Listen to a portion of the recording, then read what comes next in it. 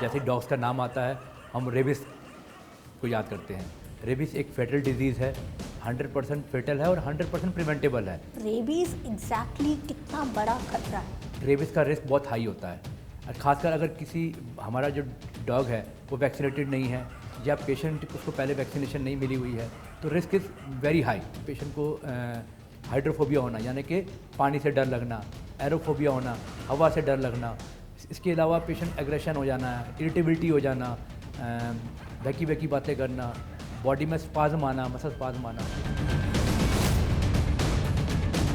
बिल्लियों से इंसानों को कौन सी बीमारी हो सकती है? बिल्ली का पंजा लग जाने पे एक फीवर आना, गांठें आना गर्दन में या आपके एक्जिला के अंदर, ये एक कैट्स का डिजीज़ के लक्षण होते हैं। अगर आप इम्यूनिटी लो है तो वो इमीडिएटली ब्रेन को अटैक करेगा और ऐसे केसेस में एक लाइफ का रिस्क भी रहता है। कबूतरों से इंसानों को कौन सी बीमारियां हो सकती है? हमारे लंग्स में जाके एलर्जिक डिसऑर्डर से लेकर फंगल इन्फेक्शन तक कर सकते हैं। क्या आपके घर में कुत्ता, बिल्ली या कबूतर है? सावधान, ये आपको प्यार के साथ बीमारियां भी दे सकते हैं। नमस्कार दोस्तों, मैं हूं डिम्पल। स्वागत है आपका CNBC आवाज़ के खास शो सेहत की आवाज़ में। आज हम एक बेहद स्पेशल टॉपिक पर बात करेंगे, जानवरों से इंसानों में होने वाली बीमारियों के बारे में। वर्ल्ड हेल्थ ऑर्गेनाइजेशन के मुताबिक कुत्तों के काटने या खरोचने से इंसानों में रेबीज के 99% मामले होते हैं और एक बार अगर ये आपके सेंट्रल नर्वस सिस्टम को इन्फेक्ट कर दे तो रेबीज 100% मामलों में घातक होता है। इस सब पर डिटेल में बात करने के लिए हमारे साथ मौजूद है अपोलो हॉस्पिटल्स इंद्रप्रस्थ में infectious diseases specialist doctor Jatin Ahuja. Doctor Jatin, स्वागत है आपका। थैंक यू सर, शुरुआत मुझे लगता है हम डॉग से ही करते हैं और सबसे पहले सबसे ज़रूरी सवाल, कुत्तों से इंसानों में बीमारियां कौन कौन सी होती हैं? देखिए, डॉग्स जो होते हैं रिजर्वायर होते हैं मल्टीपल इन्फेक्शंस के। सबसे कॉमन जो डिजीज़ हम जो जैसे डॉग्स का नाम आता है हम रेबिस को याद करते हैं। रेबिस एक फेटल डिजीज़ है, 100% फेटल है और 100% प्रिवेंटेबल है। अगर आप उसको वैक्सीन टाइम पे लगा लेते हैं, उसका वुंड केयर कर लेते हैं तो वो प्रिवेंटेबल है। इसके अलावा फंगल इन्फेक्शंस हैं जैसे कि स्किन इन्फेक्शंस होना, एलर्जिक डिसऑर्डर होना, पैरासिटिक इन्फेक्शन होना, ये कई कुछ इन्फेक्शंस होते हैं। जैसे ही डॉग्स का नाम आता है एज ए इन्फेक्शन स्पेशलिस्ट मेरे माइंड में ये सारी चीज़ें उत्पन्न हो जाती हैं। अभी जैसे आपने बोला कि जब डॉग्स की बात आती है तो सबसे ज़्यादा चर्चा रेबीज़ की होती है, तो रेबीज़ एग्जैक्टली कितना बड़ा खतरा है? देखिए, अगर जो भी पेशेंट है या पर्सन है, अगर उसको स्क्रैच लगता है, जिसके अंदर हम कैटेगरी 2 में डिवाइड करते हैं। कैटेगरी 1 जब स्क्रैच के बाद ऊजिंग ना हो, कैटेगरी 2 जब ऊजिंग हो जाए, या कैटेगरी 3 एक ऐसी बाइट हो या म्यूकोजा के साथ उसका सलाइवा टच हो, तो कैटेगरी 2 और 3 में एक रेबिस का रिस्क बहुत हाई होता है।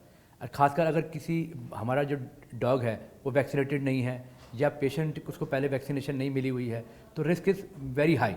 इन डैट कंडीशन हमारे को लगता है कि वैक्सीन इमीडिएटली मिलनी चाहिए और उससे पहले, वैक्सीन लेने से पहले भी जो आप घर पे कर सकते हैं, आप वुंड को क्लीन करिए अच्छे से पानी से और इमीडिएटली डॉक्टर से सलाह लेकर अपनी वैक्सीन को लीजिए, क्योंकि ये डिजीज़ जैसा बताया मैंने 100% फेटल है अगर आपने टाइमली इलाज नहीं करवाया। तो ये पता कैसे चलता है कि रेबीज़ हुआ है? देखिए मैम, कहते हैं रेबीज़ जो होता है 2 प्रकार का हम कहते हैं, डिवाइड करते हैं। 80% मामलों में जो रेबीज़ होता है वो एक फ्यूरियस रेबीज़ होता है। फ्यूरियस रेबीज़ को हम कहते हैं कि जब पेशेंट को सिम्टम आना शुरू होते हैं, लगभग डिपेंड करता है कि जो रेबीज़ वायरस है किस जगह से बॉडी में एंटर किया है। जगह मतलब कि पैरों पे बाइट हुई है या सलाइवा टच हुआ है एक रॉ वुंड के अंदर, या फिर हमारे फेस पे बाइट हुई है या हमारे हैंड पे हुई है। जितना क्लोज होगा सेंट्रल नर्वस सिस्टम से उतना ही chances of the rapidity high होती है और सिम्टम्स उतना जल्दी फास्ट आते हैं। अनुमान के मुताबिक के लगभग 1 महीने के अंदर या लगभग 2 महीने के अंदर अंदर पेशेंट को सिम्टम आना शुरू हो जाते हैं। अब हम सिम्टम की बात करें तो सिम्टम में जैसे बताया फ्यूरियस रेबीज़, उसके अंदर पेशेंट को हाइड्रोफोबिया होना यानी कि पानी से डर लगना, एरोफोबिया होना, हवा से डर लगना, इसके अलावा पेशेंट एग्रेशन हो जाना, इरिटेबिलिटी हो जाना, वैकी वैकी बातें करना, बॉडी में स्पाज्म आना, मसल स्पाज्म आना, ये कुछ लक्षण ऐसे होते हैं। और हाँ, डेफिनेटली हिस्ट्री होनी चाहिए कि भाई कुछ वाकई में कुछ पहले आज से 1 महीने या 2 महीने के अंदर किसी की कोई बाइट की हिस्ट्री है या आपकी सलाइवा के टच में आने की हिस्ट्री है डॉग या कैट के, तो ऐसे केसेस में और इस सिम्टम को हम कोरिलेट करते हैं। उसके अलावा हम कुछ टेस्ट भी करवाते हैं, तब हम कह सकते हैं कि रेबीज़ के लक्षण लग रहे हैं और इमीडिएटली फिर उसको रेबीज़ के वार्ड में और फर्दर ट्रीटमेंट स्टार्ट होता है। तो क्या सिर्फ कुत्ते के काटने से रेबीज होता है या अगर वो खरोच दे तो उसके जख्म से भी रेबीज हो सकता है? देखिए कहते हैं दोनों चीज़ों में हम कैटेगरी डिवाइड करते हैं। जैसे बताया कि कैटेगरी 2 जो होती है उसमें खरोचने पे अगर हल्की सी ऊजिंग हुई है, आपको नहीं मालूम कि कुत्ते के जो नाखून हैं उसके अंदर कहता है सलाइवा है या नहीं है और उस सलाइवा में रेबीज वायरस है या नहीं है, इट्स नॉट पॉसिबल, ठीक है, टू यू नो हर बार हम चेक करें। तो अगर ऊजिंग हुई है और स्क्रैच हुआ है, इसको हम कैटेगरी 2 करके हम वैक्सीनेशन देते हैं एज़ पर दी प्रोटोकॉल। अगर कैटेगरी 3 बाइट हुई है, ठीक है, अगर पूरा स्किन इंटैक्ट हट गई है, अगर उसमें ट्रांसडर्मल बाइट कहते हैं हम उसको, ऐसे केस में हम वैक्सीन के अलावा हम इम्यूनोग्लोबुलिन भी देते हैं ताकि इमीडिएटली वायरस जो है वहीं पे न्यूट्रलाइज हो सके।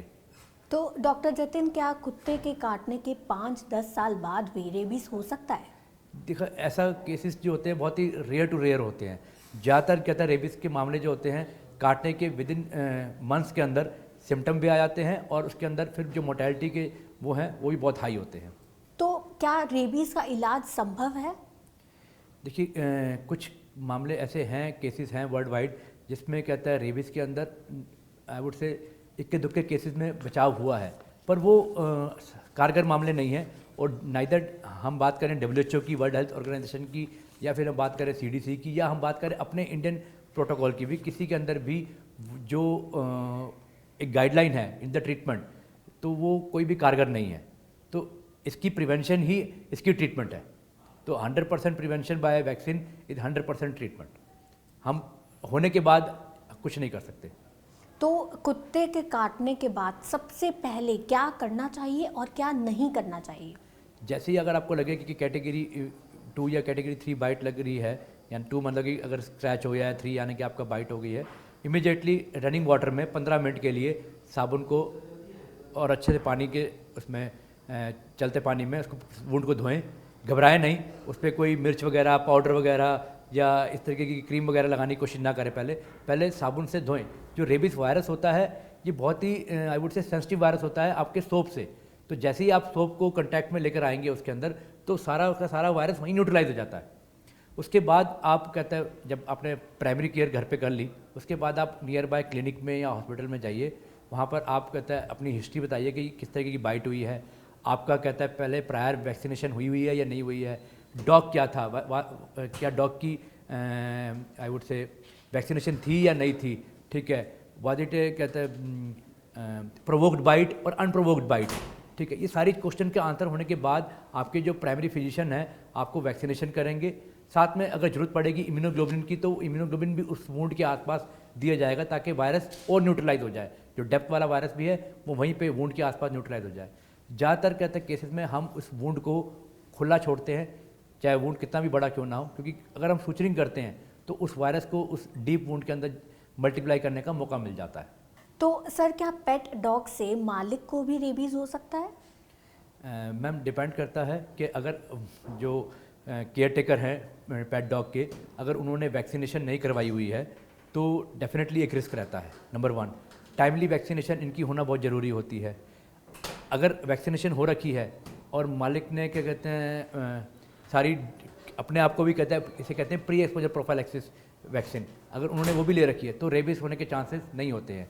पर बाकी इन्फेक्शन का क्या, जो कि कहता है आपका फंगल या आपका एलर्जिक डिसऑर्डर या पैरासिटिक डिसऑर्डर, वो रिस्क वैक्सीन से नहीं बचते हैं, वो तो फिर भी चांस रहेगा ही रहेगा। जतिन सर, कैट लवर्स के लिए ज़रा बता दें कि बिल्लियों से इंसानों को कौन सी बीमारी हो सकती है? यस, तो one of the common disease जो माइंड में कैट की बात आती है रेबिस के अलावा, that is a cat scratch disease. Cat scratch disease एक ऐसी बीमारी है जो हमारे पास केसेस, सस्पेक्टेड केस आते हैं कि हमारे पास घर पे कैट है और इस बच्चे को फीवर आ रहा है, ठीक है, तो फीवर आ रहा है, फीवर का इसका रीज़न नहीं पता लग रहा। और हमारे यहाँ पर जो क्या होता है कि इंडियन सिनेरियो में एंटीबायोटिक देते हैं और वो फीवर उतर जाता है। बट वो अगर हम उसको प्रॉपरली डायग्नोस करें, प्राइमरली सस्पेक्ट करें, तो वो कई केसेस में कैट स्क्रैच डिजीज़ होती है, यानी कि बिल्ली का पंजा लग जाने पे एक फीवर आना, गांठें आना गर्दन में या आपके एक्जिला के अंदर, ये एक कैट स्क्रैच डिजीज़ के लक्षण होते हैं। मैक्सिमम केसेस में तो माइल्ड होते हैं, बट कई केसेस में सीवियर डिजीज़ भी कैट स्क्रैच डिजीज़ हो सकती है। ये ज़्यादा घातक तब होती है जब कैट स्क्रैच डिजीज़ प्रेगनेंसी के अंदर देखी जाए, तो वो चीज़ों का हमें ध्यान रखना पड़ता है। कैट स्क्रैच डिजीज़ के अलावा टॉक्सोप्लाज्मोसिस एक ऐसा पैरासिटिक इन्फेक्शन जो ब्रेन को अटैक करता है, खासकर प्रेगनेंसी में ज़्यादा डेंजरस होता है। इसके अलावा इम्यूनो कॉम्प्रोमाइज़ पॉपुलेशन, जैसे कि आपके घर पे कोई कैंसर पेशेंट है, कोई ट्रांसप्लांट पेशेंट है, या फिर कोई immuno compromise like uncontrolled diabetes का पेशेंट है। ऐसे में ये टॉक्सोप्लाज्मोसिस क्या होता है कि एक ऐसा पैरासाइट होता है जो बॉडी में अगर इम्यूनिटी ठीक है तो कुछ नहीं करेगा, बट जहाँ आपकी इम्यूनिटी कम हुई इमीडिएटली आपके ब्रेन को अटैक करेगा। अच्छा, तो सबसे पहले आप हमें ये बताएं कि बिल्लियों से भी रेबीज हो सकता है? जी बिल्कुल, कहते हैं जितने भी वार्म ब्लडेड मैमल्स होते हैं, जैसे हम मैमल्स से कैटेगरी डिवाइड करते हैं एनिमल्स की, तो ये सारे के सारे रिजर्वायर होते हैं रेबीज वायरस के।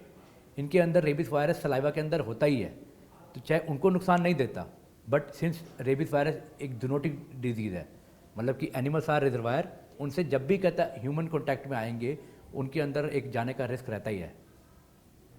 तो अगर कोई बिल्ली पंजा मार दे तो सबसे पहले क्या करें? जैसा मैंने पहले डॉग बाइट में बताया कि इमीडिएटली उस वुंड को क्लीन करें सोप एंड वाटर से, रनिंग वाटर से, एटलीस्ट 10 to 15 मिनट्स।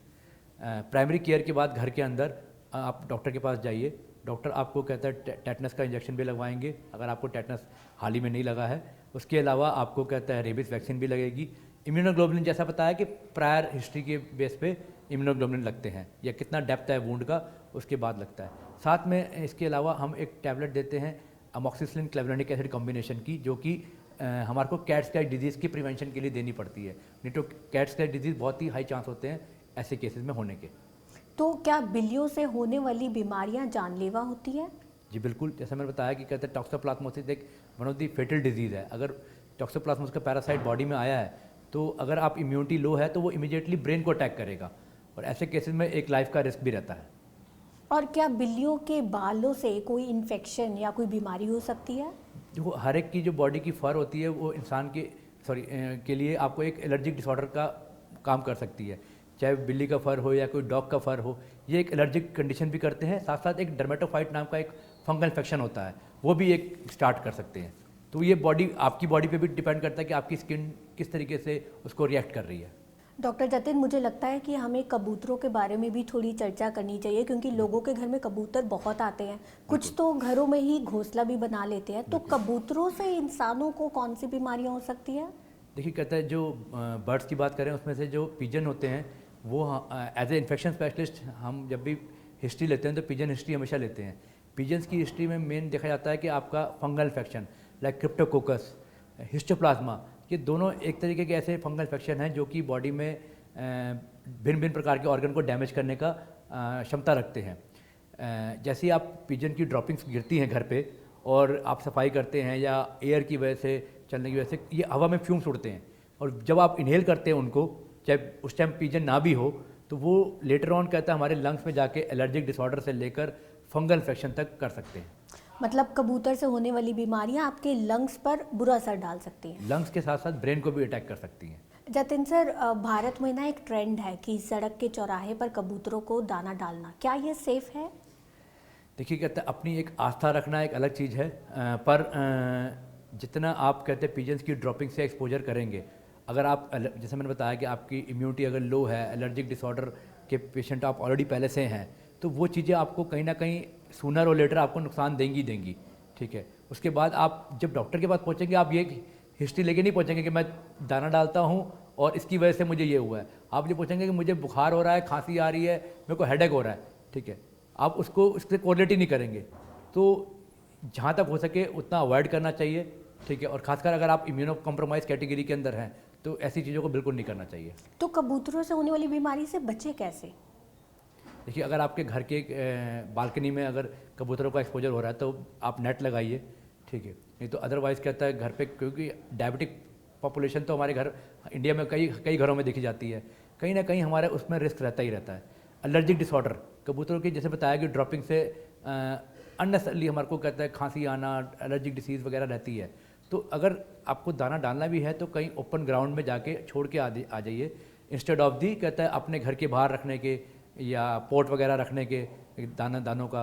ऐसी चीज़ों को अवॉइड करना चाहिए, क्योंकि अननेसेसरली आप इन्फेक्शन को इन्वाइट कर रहे हैं। पर जतिन सर, कई लोग ना अपने घरों की छत पर कटोरी में पानी रखते हैं या कबूतरों को दाना डालते हैं, तो क्या ये कहना सही है कि इसका सीधा मतलब बीमारी को न्योता देना है? जी बिल्कुल, जैसा बताया कि कहता है अगर साफ़ सफाई मेंटेन नहीं हो पा रही है और अब ज़रूरी तो नहीं कि कहता है हर बार आपको पता है कि आपका इम्यूनिटी स्टेटस क्या है, आप वहाँ पर जा रहे हैं अपने पिजन से या क्रो से एक्सपोजर आपका डेली हो रहा है या उनकी ड्रॉपिंग से एक्सपोजर हो रहा है, कहीं ना कहीं वो सूनर और लेटर आपको कहीं ना आपको बॉडी को नुकसान देने की क्षमता रखेगा। तो इसमें जैसा मैंने बताया कि ओपन ग्राउंड में, because animals love open grounded place, तो जहाँ अगर आप ओपन ग्राउंड में जाके अगर आप अपना दाना छोड़ के आ जाएंगे instead of the repeated exposure from the same place, तो वो आपको नुकसान दे सकता है। तो कबूतर की तरह ही क्या कौवे से भी कोई बीमारी हो सकती है? जी बिल्कुल, कहता है कौवा भी कहता है बहुत सारे इन्फेक्शंस को कैरी करता है, उनमें से कई इन्फेक्शन पैरासिटिक होते हैं, बिकॉज कौवा क्या है कि डेड एनिमल्स को खाता रहता है। जैसे कि आपने देखा चूहा वगैरह कहीं पे चले जाते हैं जिसको हम कार्केसिस कहते हैं, तो वो इन्फेक्शन अपने गट में लेते हैं। One of the common infection is Salmonella. अगर जैसे आपका कहता है टंकी खुली रह गई है और कौवा वहाँ से पानी पी रहा है और वो इन्फेक्ट कर सकता है, उसके अंदर फिर आपके घर में सबको टाइफाइड का इन्फेक्शन रिस्क रह सकता है, सैल्मोनेला का रिस्क रह सकता है। तो कुछ ऐसे इन्फेक्शंस रहे हैं हमारी कहता है वुड से बुक्स में भी देखा जाता है कि कौवा भी बॉडी में इन्फेक्शन भिन्न भिन्न प्रकार के ला सकता है। डॉक्टर जतिन, चलते चलते एक आखिरी सवाल, क्या कोई ऐसा टीकाकरण है जिसकी मदद से हम जानवरों से होने वाली बीमारियों से बच सके? देखो, कहते हैं प्राइमरी प्रिवेंशन तो यही होती है कि जितना हम डिस्टेंस मेंटेन कर सकें उतना ज़रूरी है, क्योंकि उनका अपना एक निश है, हमारा एक अपना निश है। पर अगर हम साथ रहना चाहते भी हैं तो साफ़ सफाई का ध्यान रखें, अपने हाथ टाइमली धोएं, ठीक है। और अगर आप इम्यूनो कॉम्प्रोमाइज्ड हैं तो अपने उनके संपर्क में आने से बचें, और हो सके तो प्री एक्सपोजर वैक्सीनेशन लें। खासकर कहता है आपको डिजीज़ नहीं भी है, वाइट नहीं भी हुई है, अगर आप वैक्सीन ले लेते हैं पहले, तो आपको अगर गलती से वाइट होती भी है तो एक आप उसकी बॉडी के अंदर एंटीबॉडी की वजह से आप सेफ रहेंगे।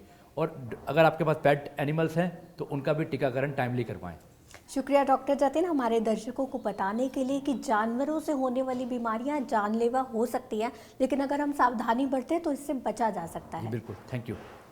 फिलहाल के लिए इतना ही, हम फिर लौटेंगे सेहत की आवाज़ के नए एपिसोड के साथ। तब तक के लिए रखें अपना ध्यान और इस वीडियो को करें लाइक, शेयर और कमेंट।